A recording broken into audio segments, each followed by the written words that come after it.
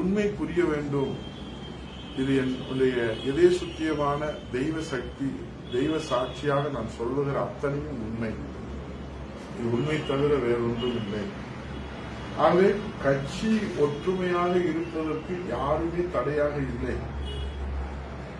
அதை இந்த தொண்டர்கள் நன்கு அறிவார்கள், தமிழ்நாட்டு மக்கள் நன்கு அறிவார்கள்.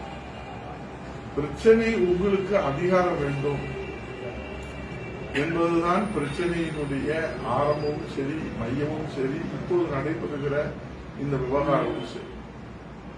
எத்தனை முறை சமாதான பேச்சுவார்த்தைகள் தலைமையினுடைய நேரடியாக நடைபெற்றது என்பது நீங்கள் உங்களுக்கு நேரம் கிடைத்தால் ஒரு நிமிடம் தெய்வத்தை சாட்சியாக வைத்து உங்க மனசாட்சியிடம் கேட்டுப்பாங்க. அத்தனை அமைச்சர்களும் தலைமை கழக நிர்வாகிகளும் புரட்சித் தலைவர் எடப்பாடி அவருடைய உத்தரவு கிழங்க உங்களுடைய மருமகன் நீங்கள் பெற்றெடுத்த அருமை மகள் எங்கள் மதிப்புக்கும் மரியாதைக்குரிய அவருடைய இல்லங்களிலே நேரிலே வந்து இரவு முழுவதும் பேச்சுவார்த்தை நடத்துகிற போது கட்சி ஒற்றுமையாக இருக்க வேண்டும், அது வலிமையாக இருக்க வேண்டும். இது அம்மாவுடைய கனவு. அம்மா உழைத்து உயிரை கொடுத்து உருவாக்கிய இந்த இயக்கம், கோடான கோடி தொண்டர்கள் உதரத்தை சிந்தி வளர்த்த இந்த இயக்கம். உங்கள் ஒருவருக்காக இந்த இயக்கத்தை நீங்கள் பலி கொடுத்து விடாதீர்கள்.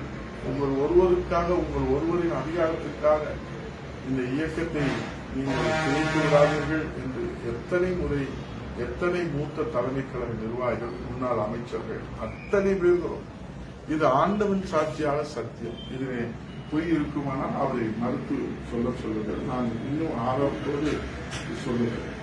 ஆகவே கட்சி ஒற்றுமையாக இருக்க வேண்டும் என்றுதான் கட்சி அம்மாவினுடைய புகழை, புரட்சித் தலைவர் மன்னாடி மன்னன் பாரத ரத்னாவுடைய புகழை புரட்சித் தலைவர் எடப்பாடி தலைமையிலே இன்றைக்கு 100 ஆண்டுகளுக்கு மேலே இது வலிமையோடு கொண்டு செல்ல வேண்டும் என்பதில் எந்த விதமான தயக்கம் யாருக்கும் இல்லை.